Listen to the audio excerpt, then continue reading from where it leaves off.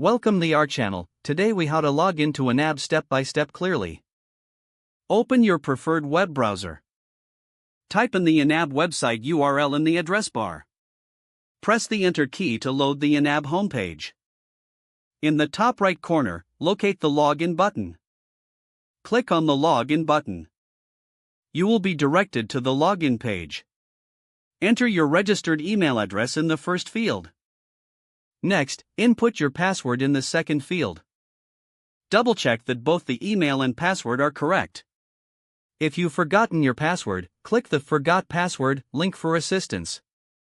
Once you've entered your credentials, click the Login button below the fields. Wait a moment as the system verifies your details. Upon successful login, you will be redirected to your YNAB dashboard.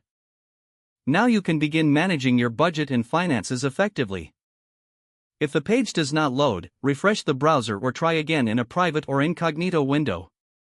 Make sure you are using the correct email address, then retype it carefully to avoid small typos. If your password is not accepted, use the reset option and create a new strong password you can remember. Check your spam folder for verification or security emails, then complete any requested confirmation steps.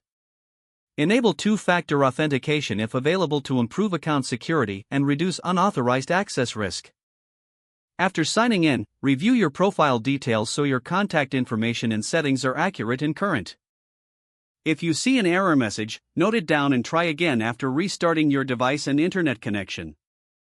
Log out when you finish, especially on shared devices, to keep your account and payment information secure.